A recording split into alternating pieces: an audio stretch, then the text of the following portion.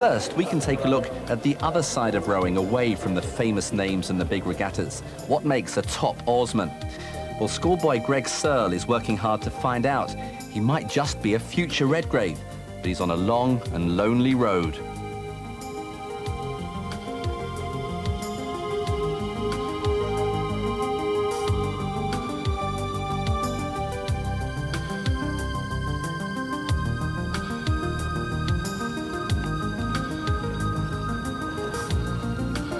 Steve Redgrave's achieved a lot of, he's won a lot of things, got a lot of medals to his name.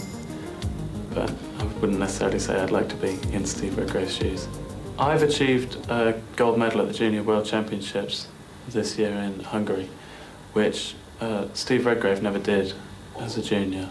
He did get a silver medal, so up to now, I'm ahead of him. In order to be a good sculler by the summer, I need to get a lot of work done now in the winter, which means getting up early in the mornings, going for outings before school. I think it takes a certain type of person to be a good sculler, a single-minded ambition. I think in the kind of way you do have to be selfish. There is a lot of hard work goes into rowing training. You'll be putting in about 30 hours of training a week. On some days, you have to get up before school about 6, so about 6 miles rowing. To be a good rower or sculler, you have to be dedicated and enjoy it. You need to have the right mental attitude, the right size and strength, and a good technique. Well, I've certainly got the size and the strength. I can improve the technique, and I yet to wait and see if I've got the mental ability. At 17, Greg stands 6 feet 5.5 inches and weighs 14.5 stone. Rowing dominates his life. Actually, in training, it's just you on your own.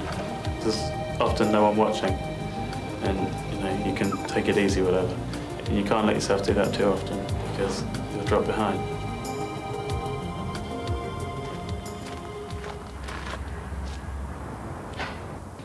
At the moment, I'm at Hampton School. I'm doing A-levels in geography, economics, and physics. I'm hoping to go on to university, maybe at Cambridge, to read land economy. Eventually, it would lead to a job which I'd be able to fit in with my rowing. Steve Redgrave's obviously a very good all-round rower and sculler who you can't help but admire. He's obviously achieved gold medals at the Olympics and the World Championships, and I would, at the moment, set that as a target to aim for. So here in the final of junior sculls, that's for scullers under the age of 18, Greg has drawn lane 3. And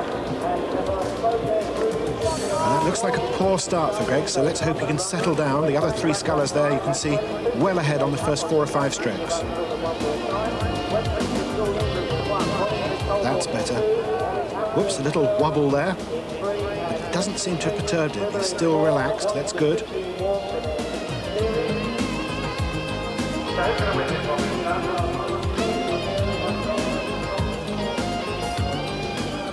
That's the sculler in lane 1. You can see a little bit off course there, a bit near the boys. That's Ingram from Westminster. Also, of course, we've got the Bedford Phoenix sculler, Rimmer, and from Wallingford, Colborne. He's looking better. He's keeping the boat more level. Difficult in this poppy water. Breathing deeply there, but I would expect to see more of a push. That's his parents. Perhaps the push can come from them, willing him along. Sculler from Wallingford there in lane 2 in the lead. But Greg's still got a lot of ground to make up. It looks like more than a length. But he's coming up through. Can he make it by the finishing line?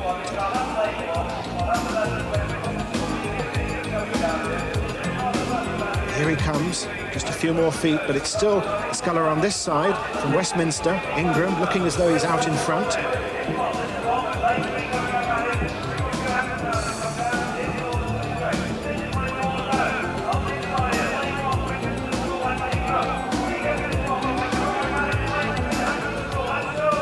So it's just now between the sculler on this side in lane 1. Watch Ingram there from Westminster.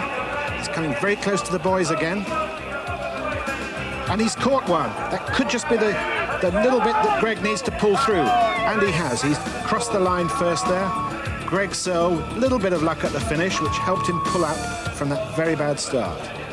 Relief there for his parents. I bet they feel as though they pulled that boat across the line with him. Greg, congratulations. That was a terrific race.